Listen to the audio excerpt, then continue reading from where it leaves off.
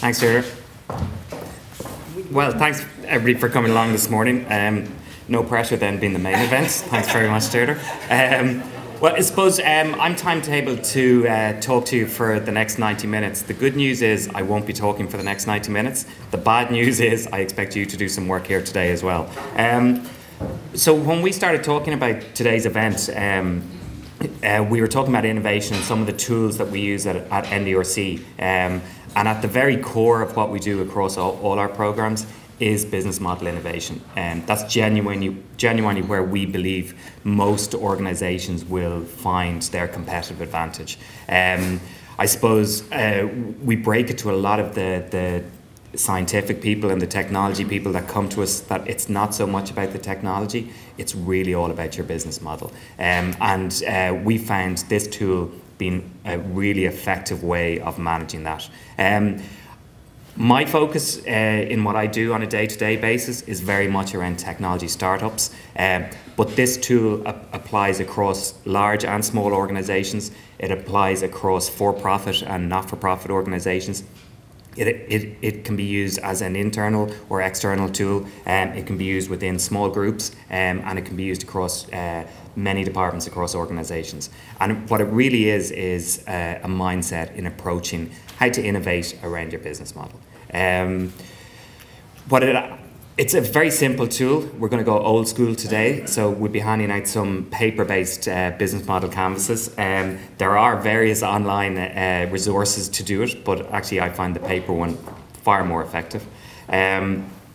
What I'd ask you to do is, depending on your background, I think if you come from a sales or marketing background, you probably will find this tool extremely intuitive. It's very customer centric. If you come from a more technical background, you're going to need to change your mindset. It's not so much about features, it's really about the customer, looking at your business from the customer's perspective. And when you switch that mindset, it opens up a whole load of opportunities and helps you create a really innovative business model. So anyway, when I told my marketing people I was coming down here to talk, they said I had to do a bit of a plug about the NDRC before I started. So maybe for those of you who haven't heard about NDRC, I'll just do a brief introduction. So NDRC is a mouthful. It's National Digital Research Centre.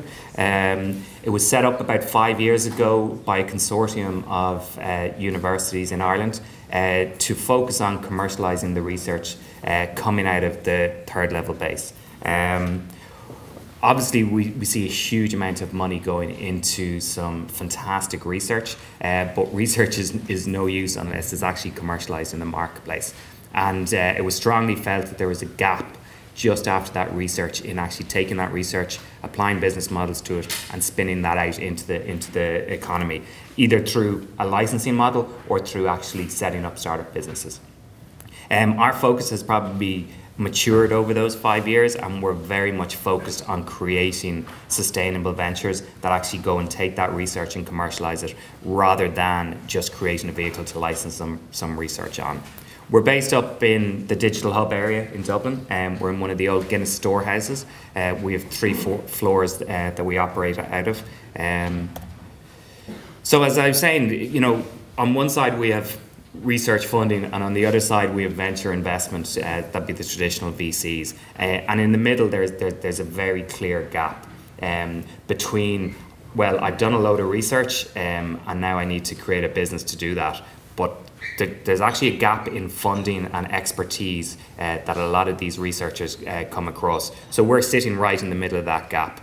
So we have a number of instruments that we can use to work with third level researchers, to work with early stage technology startups, and our focus, obviously by the name, is very much in the digital sphere. And we have a collaborative model to do that. So again, over the 5 years, I suppose we eat our own dog food. It's been an iterative process. We've learned a huge amount over those 5 years, what does work, what doesn't work, and we've been applying those as we go along. So we have a number of programs that we use within NDRC. So there's 3 key programs. There's Inventorium, Catalyzer, and LaunchPad. and I think we have a couple of the LaunchPad participants here. So my focus is working with LaunchPad, which is a digital technology accelerator. The model is a very aggressive commercial validation process. So we take an early stage idea, we get them to relocate into the NDRC for a 12-week period. We aggressively focus on making sure that they're building something that the market actually wants, and that business model is scalable. So at the core of what we do in LaunchPad is the business model canvas. We workshop around value propositions, around their go-to-market strategy, around their financial models, and at the end of the 12 weeks we put them in front of a room full of up to 200 investors to actually take them to the next stage, to take the follow-on investment. Over the last 2 years, we've invested in just under 60 companies. We're not a grant organisation in that we put a small amount of seed capital into each of these businesses, just €20,000, and for that we take an equity stake in the business. So we're actually very much an interested party. So we roll up our sleeves and get involved as an investor in the business.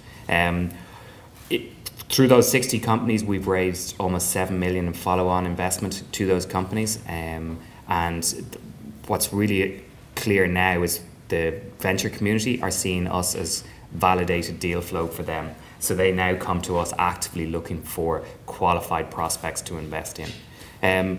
Inventorium is an Interreg project, so it's actually an EU-funded project between Wales and Ireland, and it's very much around the ideation phase. So that's where the open data challenge that Deirdre was talking about came out of. So it's really about really early stage, stimulating ideas, and then once we have those ideas, we have a number of vehicles that they can go on to if they want to commercialise them.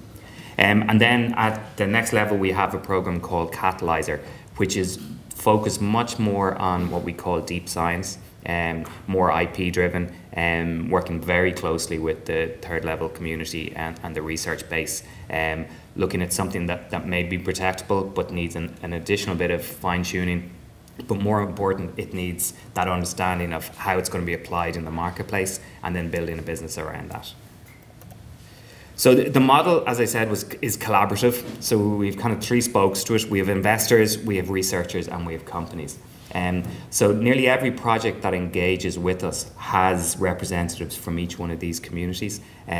So if a researcher comes to the NDRC and says, look, I want to commercialise my research, we will actively seek a third-party private organisation, a company in the marketplace who already has an understanding of the industry, and we'll also bring in some investors. That may be us in the NDRC, in that we can co-fund the project, or it could be external investors. They relocate into the building, and then we have this collaborative process to nurture that along and bring that into an actual business.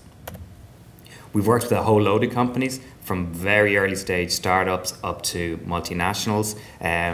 Some of the areas we work in are very much in the learning space, in healthcare, in video technologies, in open data. We're starting to see more and more organisations coming through there.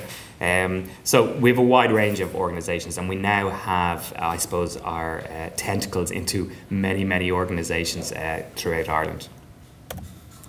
So what I want to do is maybe just talk to you more about my direct experience in LaunchPad. As I said, it's a very focused 12-week programme which works on the commercial validation of ideas.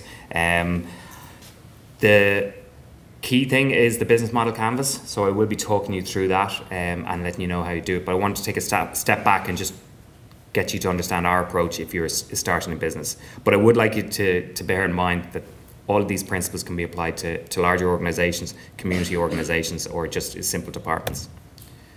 So an awful lot of people approach us with an idea, and you know it's a fairly straightforward path in building a startup, and it isn't rocket science. It's actually applying a discipline around this and doing this properly. I suppose an awful lot of those people who come to us with an idea, we have to tear them down a little. An idea is absolutely worth nothing, and that's all it is. There's hundreds of ideas every day. It's actually how do you take it to the next stage and take that idea and actually move it on to something. We very much see this as kind of a split right down the middle. There's theory on one side and practice on the other side, and we want to get you to the practice side as quickly as possible. So the idea and the size of the opportunity. You can sit at your desktop, you can Google it, you can get an idea whether this idea appears to be good, what size of the market opportunity it is, and it's just desk-based research. But it really doesn't move you forward that much. What we really want you to do is get out and talk to customers. So we have a phrase in the NDRC, it's called get out of the building, and it's stop building stuff, it's stop coding, stop perfecting your product, it's get out and talk to customers. And the minute you start talking to customers, everything changes. And that's the most important message I have for you today. You may think you have a great idea, you may think you have a wonderful solution to a problem, but the minute you start talking to customers, that's going to change. So you have to accept this notion of iteration, that based on that interaction and feedback with customers, your idea is going to change, but it's going to change for the better. So the first thing is actually finding those customers. So that's that whole customer discovery process. And again, that's not a theory thing. The only way to do that is to actually go out to the market and talk to a range of people and find out if they'd be interested in buying your notional product. And then the more important phase is that validation. So it's actually really drilling down into those early stage customers and making sure that you've got something that they want to buy and that you're fixing a very clear problem for them. So just to emphasize, this is one of the core tenets of what we do, not just in LaunchPad, but also in the NDRC, is most companies will fail from a lack of customers than from a failure of product development. Product development is actually quite straightforward nowadays. If you have a bit of money, you can build up a technical team and they can build pretty much anything. Particularly in the digital arena, it's become much cheaper to build stuff. With open source technologies, you can access stuff. The talent in the wider business community, in the development community, and within our research base is absolutely fantastic. But the reality is, even if they got this great idea, they built this great product, they've still got to go out and sell it, and that's where they struggle. So it's you've got to really focus on the customers at every stage of your business idea. So we feel there's 3 stages of a startup: product solution fit, product launch fit, and product market fit. So just to put a simple question around, the first thing you want to ask is, do I have a problem worth solving? So that's really important, because there's nothing worse than going out and trying to sell a solution that nobody really cares about. It might be your itch and it might solve your problem, but is it really a big enough problem? Have I built something that people actually want? And there's only one way of doing that, and that's actually going out and talking to customers. And then finally, which is actually the easier bit, once you've worked out that there is a problem in the marketplace, it's a big enough problem, and that I've aligned my solution to that, is how do I scale that up? And that's very much where the business model canvas comes in. You can, in theory, before you actually build anything, you can optimize your business model for scalable growth. Another concept that I'd like to maybe talk a little bit about is that a startup, in our view, is just a learning organization. We don't know anything when we start. And every interaction we do with customers is a learning opportunity. And it's really important that you go into it with that mindset, that every engagement, every conversation you have with a customer, you're trying to learn something and you're trying to validate something. So this is where a lot of gut feel comes in. It's all about validated learning. It's very much qualitative. So, an awful lot of the stuff you'll be doing is conversational. It's actually going out, sitting down in front of the customers, talking about the problems that they have, talking about whether they might pay for a solution, talking about how important a solution to these particular problems are. So at this early stage, it is qualitative, so there's no science involved. It's getting out and talking to as many people and trying to build up as much information and a generalist picture of where we're going. I'd also like to introduce the notion of pivots. And anyone who's in digital technologies, this is almost a cliche now, the word pivot. But what it's about is when you interact with those customers, they're going to give you feedback and you're going to change your idea slightly. So you're going to pivot left or right, and that's a good thing. So be open to it. And what you're trying to do is, through those pivots, refine your product to something that has a big enough market opportunity. When we move then onto the product market fit, it's all about growth. So this is about scaling up your business. We only invest in businesses that we believe are scalable. So when we apply our business model canvas to it, we're only looking at routes that can actually make us go international. It's all about optimizations, so it tends to be about tweaks rather than dramatic pivots. Because what you have now is you have a product, you understand what the problem is, and now what you want to do is just optimize that for scale. This is where the science comes in, and it becomes much more quantitative. What we're seeing is, again, particularly in digital technologies, is that the maths geek is actually becoming the marketeer. Because when you want to scale up your business, you want to be tracking the important metrics in your business. So the things that are really you need to do to be scaling. And that is down to spreadsheets. So it's about how many people are downloading your app. When they do download it, how many people are doing the free trial. When they do the free trial, how many people are actually converting to the paid version. And when they do pay for it, how many of them actually stay with you. And then for those who stay with you, how many of them actually tell all their friends to go download the free trial. All of those are data points. All of those are points where you can optimize your business model, and you can make small optimizations at any one of those points that has a huge impact on your ability to scale that business up. So it's a learning organization, but most of all, it's this search for a scalable and repeatable business model. So what is a business model? There we go, just so happens to have one here. So this is the business model canvas. It's just a one-page overview of your business. You can see it's laid out like a jigsaw. I'll be going through this in more detail later on, but it's important to understand that every one of these boxes is interlinked. So if you make a change in any one of them, it has a ripple effect throughout it all. It's a fantastic brainstorming tool. When you're initially starting out with your idea. I use it as a management tool because at any given stage I'm managing 15 startups. So for me to be able to jump into any one of those startups and see exactly where they're at, this is a fantastic way of doing it.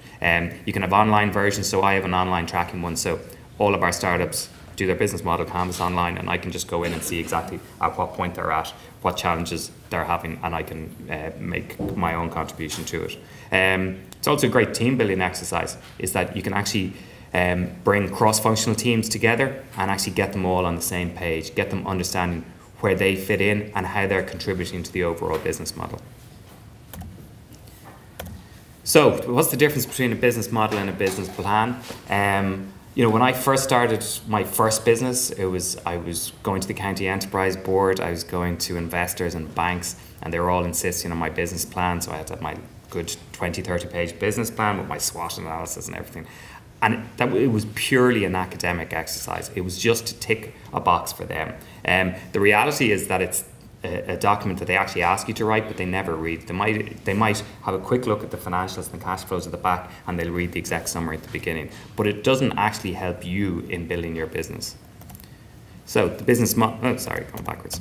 The business model is a single diagram of your business. It's a living document. It's not something that you do once at the beginning of the exercise, and that's it. It's iterative. So every time you engage with customers, you're going to learn something, and that's going to have an impact on your business model. So it's going to be constantly changing. So to have a tool that's simple to manage is really important to do that. Another thing about the business model canvas is, I think, when we think of our business, an awful lot of us think about our product. And if you look at this canvas here, the solution, which is actually the service you provide, it's the product you manufacture, it's the website that you build, you can see just visually what a small percentage of the overall business model it is. So your product isn't actually the product. If you look at how successful businesses compete, they tend to compete on the types of customers they're going after. So that your customer segments are really important. How they actually reach those customers. So obviously the internet has opened up a huge channel to worldwide opportunities. So that's your path to customers and the channels. We've seen innovation around how people charge.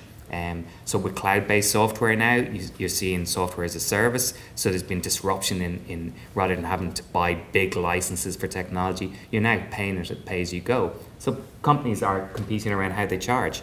The cost structure has changed dramatically for an awful lot of businesses. Again, using the example of cloud, is that they can now scale up very, very cost effectively and disrupt businesses that made huge investment in infrastructure.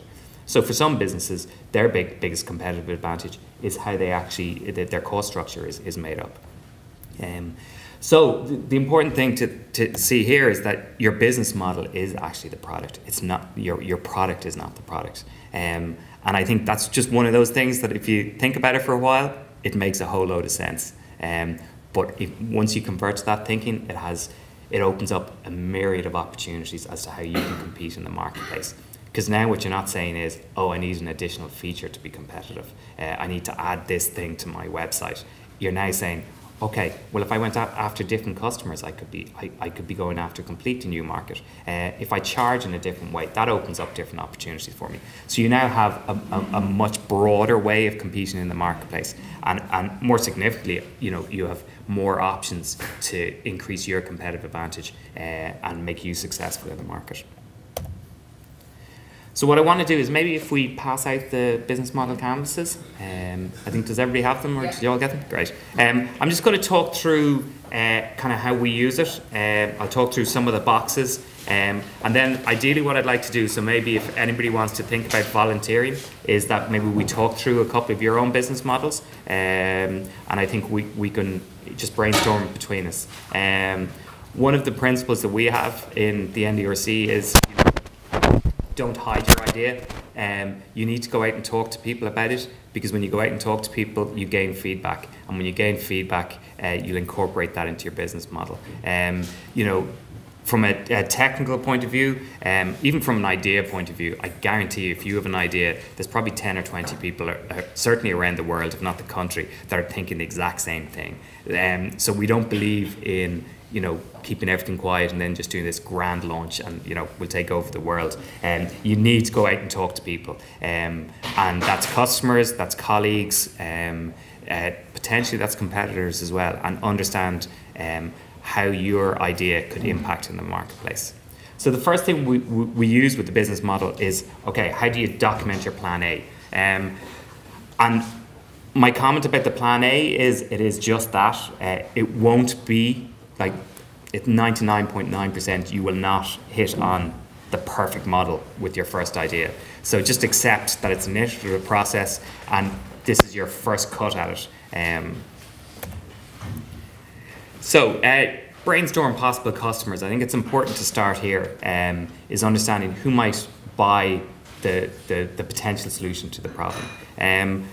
From a digital point of view, I think it's very interesting that you need to distinguish between customers and users, because what we do, we see an awful lot of free services out there that people wonder, how on earth are they making money? The reality is somebody has been charged for that service. So if it's free to a user, someone else is paying for that. So focus on who will actually pay you for this. So in the case of a consumer app that the service is free, it's more than likely that the data being generated by that activity is being sold to somebody else. And when you're starting out, you need to understand who's going to pay you money, because it's no use having a whole load of people who will use your service because they think it's cool, but they won't pay you for it. So you really need at an early stage to understand who could pay for this. Initially, split these very broad customer segments into smaller ones, because it's really important that you get out and talk to these people. So don't have these big, broad customer demographics. Drill it down into smaller, manageable ones that you can actually start ticking off and saying, well, I'm going to go out and start talking to these people. We actually go through a process where at the very early stage, we drill down to name your first 50 customers. Now go out and talk to them and actually start working your way down through that. So it's actually almost putting, if it's a consumer product, well, Gary's going to be my first customer. I'm going to go out and talk to Gary because he represents one of those small customer segments. Sketch multiple lean canvases. So you can come with an idea. You can go at it from a whole load of angles. You can have different customer segments, you can have different pricing models, and you can be fixing a slightly different problem. So list them all down and just do it quickly. So it's just bullet points, so it's not big paragraphs, it's just gut feel, well, this is what it is. And you can line them all down. And then the exercise is to try and eliminate those as we go through. And as you eliminate them, you will start to see 2 or 3 optimum business models that come up. So a couple of points on sketching that lean canvas. Do it in one sitting.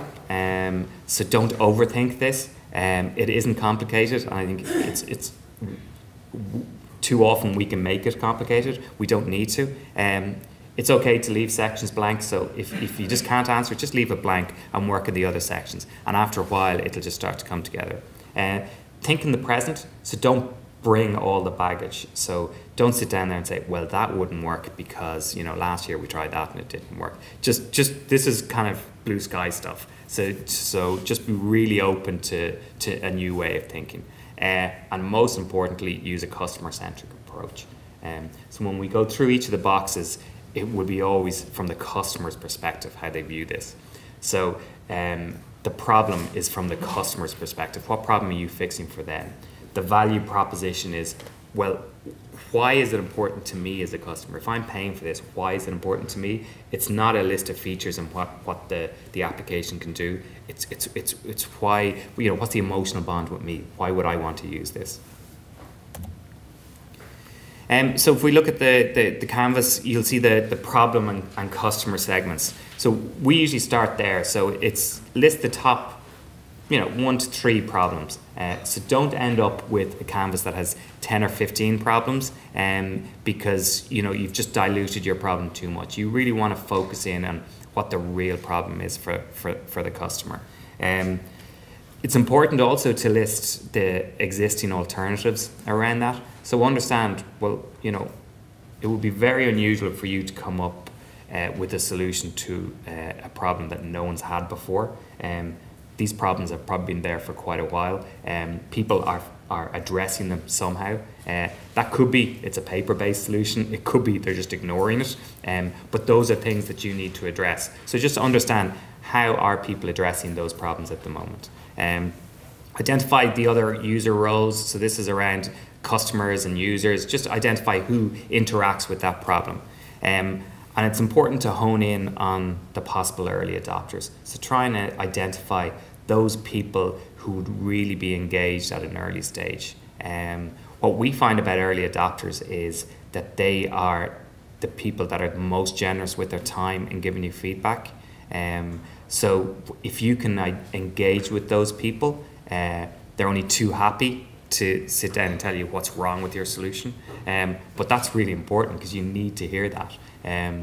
What they also do is when you actually address that and fine-tune it with them, they then become huge advocates for your solution, and they will actually go out and broadcast that to the community, and they have a leadership role within that community as well. So a couple of the challenges that we find when people first start using this is they'd say, oh no, like we couldn't go out with something that isn't perfect, and it would be wrong for our customers to be telling us what's wrong with it. It's really, really important that you do that. We have a phrase that, you know, if you're not embarrassed by your first product, you know, there's something wrong with your product. So the idea is get something out there early and then iterate based on that early adopter feedback. The market has changed in that the market is now huge. It's international, it's worldwide. So to be honest, you can bleep this bit out. If you piss off a few of those early adopters, it doesn't really matter because the market opportunity is so vast. But what you want to do is engage with them as soon as possible to get this feedback that you need.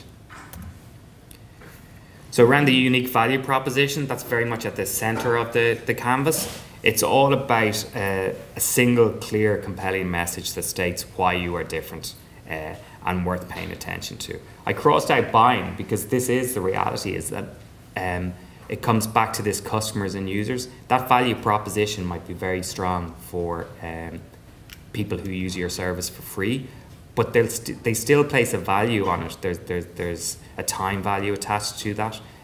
So they still need to value your service for them to use it.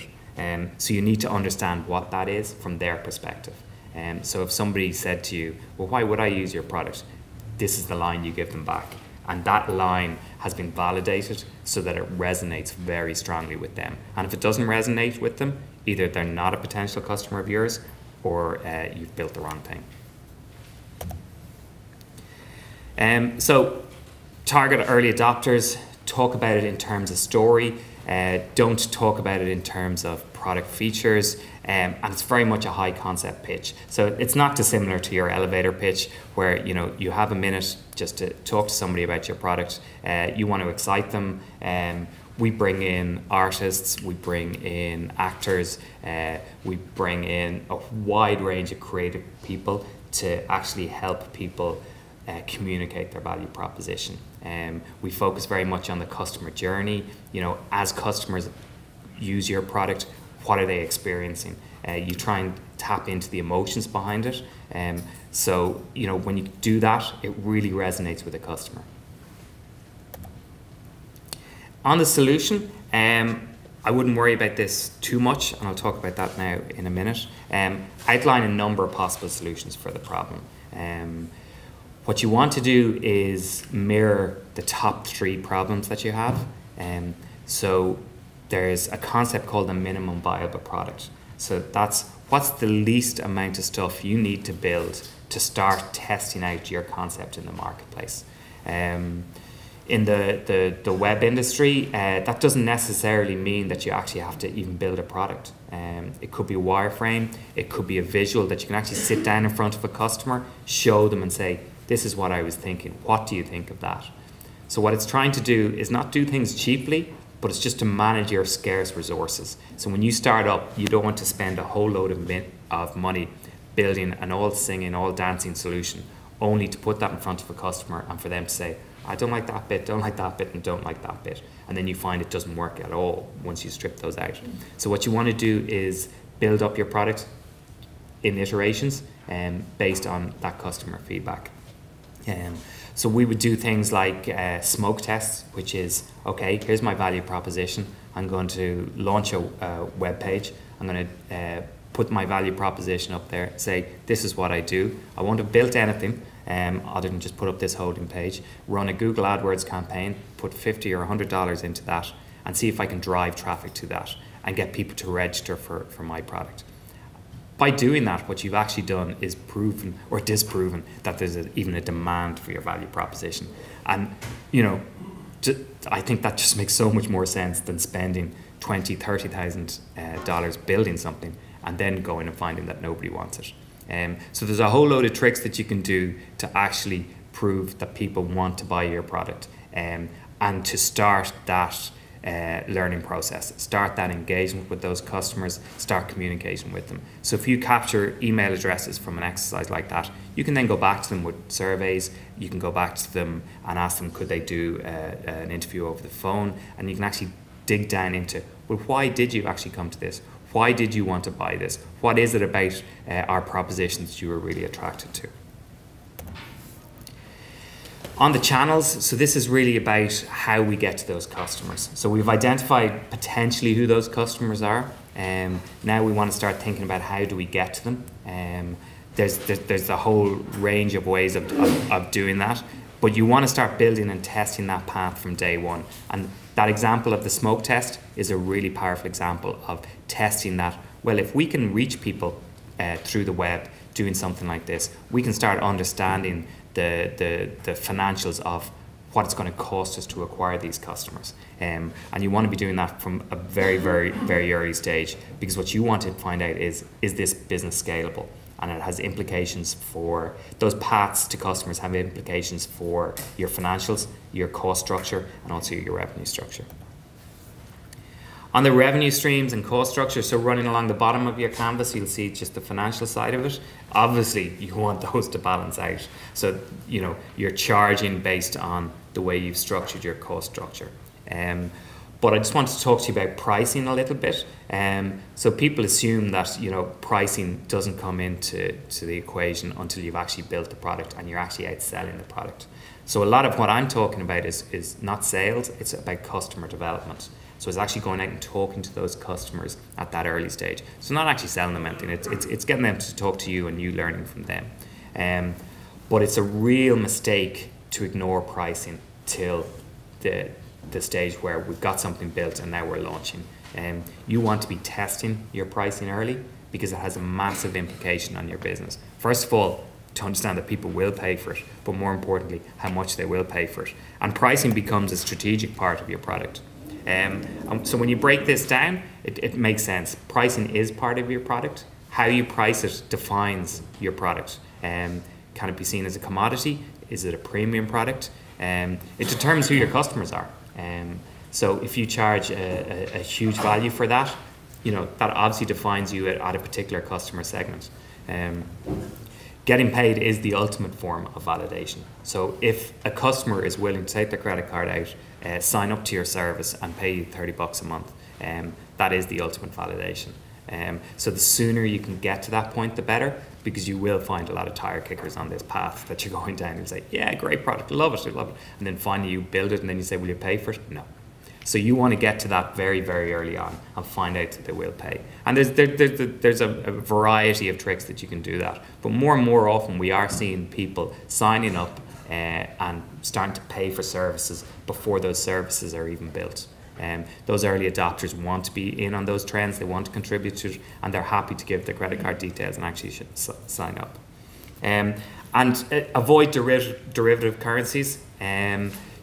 People will say time, passion, attention, all of those stuff. You'll have an awful lot of people who will spend a lot of time talking to you about your ideas and your products. They'll be very passionate about what they do, but when it actually comes to the crunch of paying for it, they won't do it. So again, you need to weed those people out by pushing them on pricing and seeing if they will actually pay for it.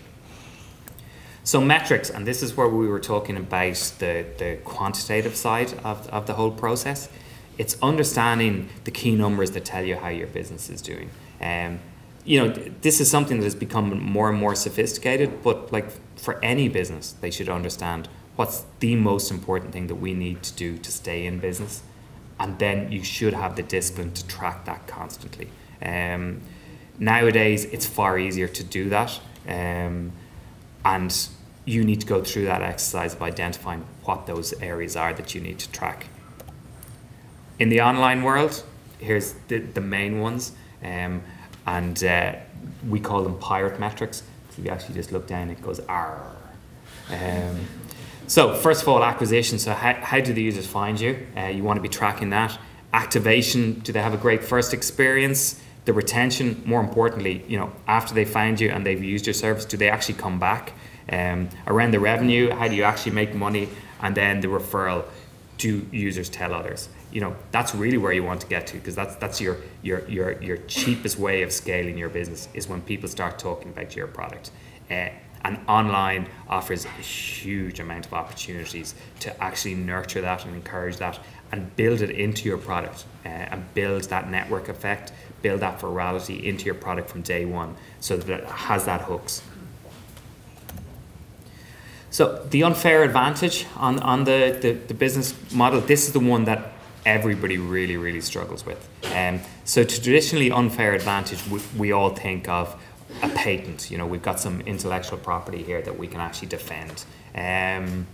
This is probably more a personal view than anything else, but more and more so in the digital space now, I just don't believe that IP or patents are of any real value to you. The reality is, for a startup business, you're too small to defend them. So a bigger company will be able to throw all sorts of resources at it, fighting you. You will just go under after a while. In the technical space, there's so many workarounds anyway that whether you could actually get some real patent protection is questionable. So this is why we believe the business model is so important, that we think that most defensibility will come from innovation around your business model. So think of it in those areas that can't be easily copied or bought. So if you start going through each of those blocks on the business model and think of it in those terms, okay, what can I do here, or what do I have here that would be hard to copy or to buy in?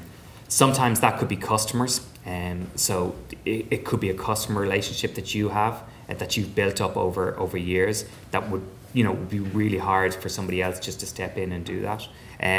It could be some technical know-how that you've created a team that has a blend of technical know-how that isn't just simply taken from a book, it's from experience, and that's very hard to just simply buy in.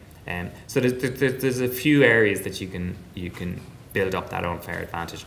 But I will say it is one of the hardest areas to populate on the canvas, and I wouldn't spend too much time on it because it's not overly important. So once you've done that, I think what you have to accept is now we've populated this canvas, but all it is now is a list of assumptions. So what you want to do is work out, how do I go test those assumptions? How do I stress test the validity of the assumptions that I've made? And you want to start that process by focusing on the riskiest parts of your plan. So I just want to talk about risk for a moment, because there's really three parts of risk that are going to affect your business. So there's the product risk, customer and market risk. So first of all, the product risk is just about getting the product right. So this is about making sure that your solution is very much aligned with the problem that you've identified in the marketplace. If there's any misalignment there, if there's any drift, it's only going to cause confusion, and it's going to be very hard to scale that up. Around the customer risk is building that path to customers. If you can't do that effectively, it has a huge implication on your business model.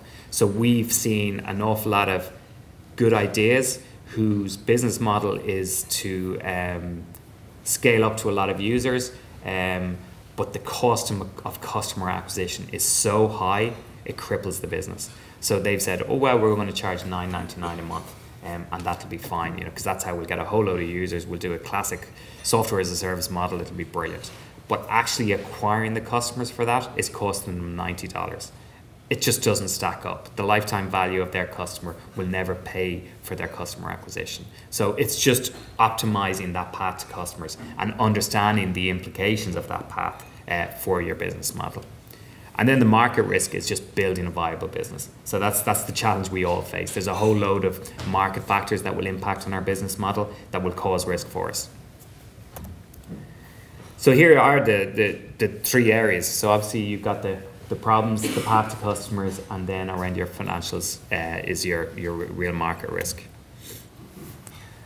So then you need to test that plan. So you've now said, well, here are the risky parts. I understand those. What am I going to actually do to go out and test those? So what I want to introduce here is the concept of build, measure, learn. So this is about building a small amount. Focus on your minimum viable product. So what's the least amount of stuff I need to do to actually have something that I can show to a customer?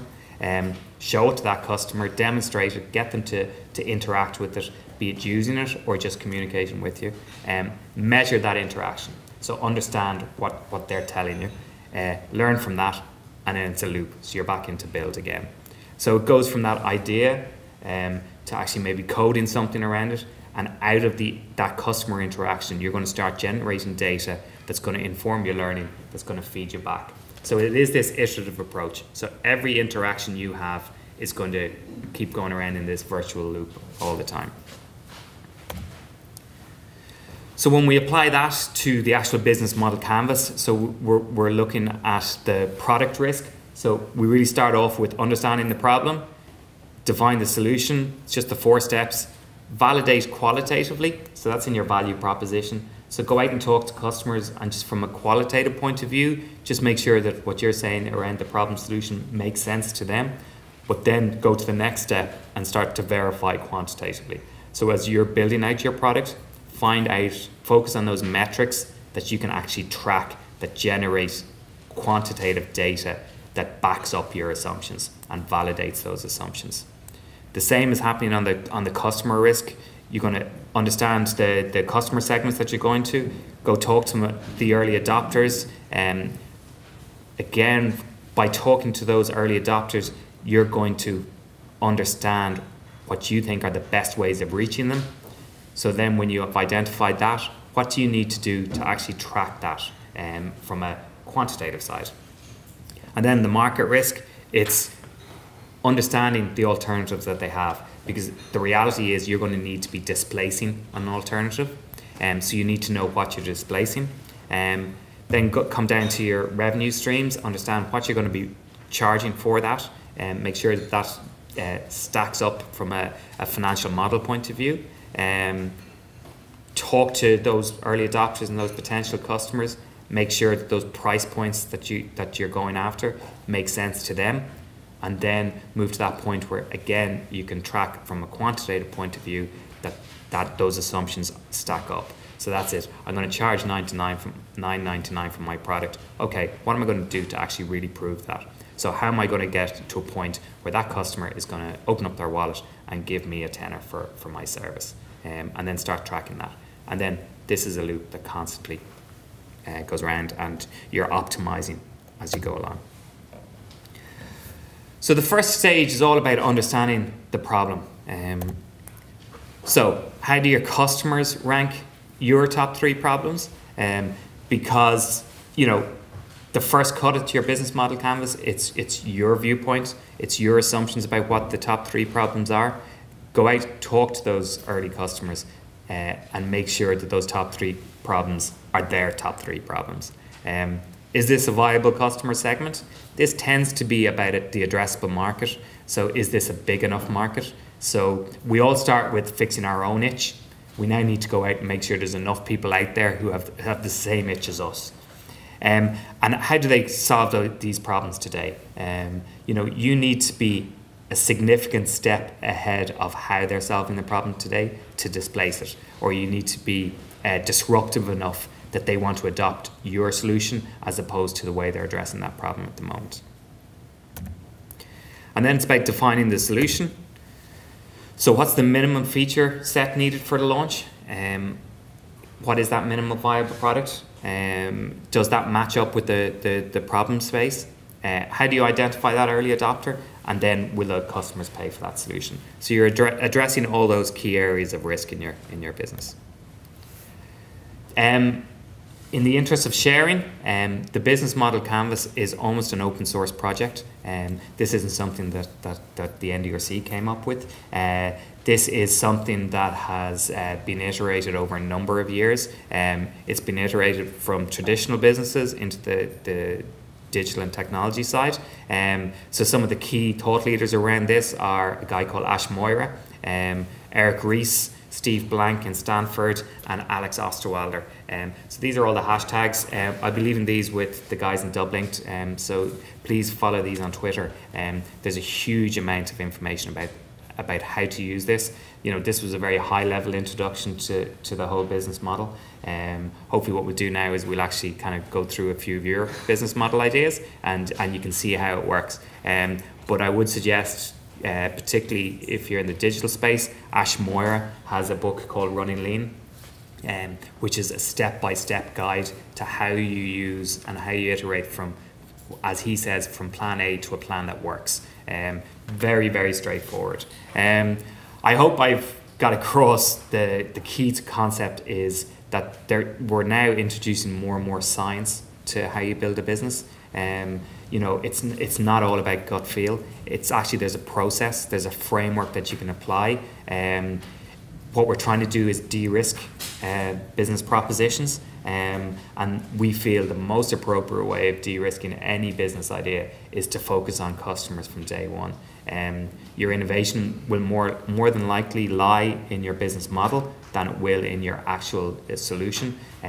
So I think you can brainstorm, you can innovate around that without having to go to a huge expense. Just one final plug. LaunchPad is recruiting at the moment. So we invest in 15 startups 2 times a year. Our next program starts in September. The closing date for applications is 6th of July.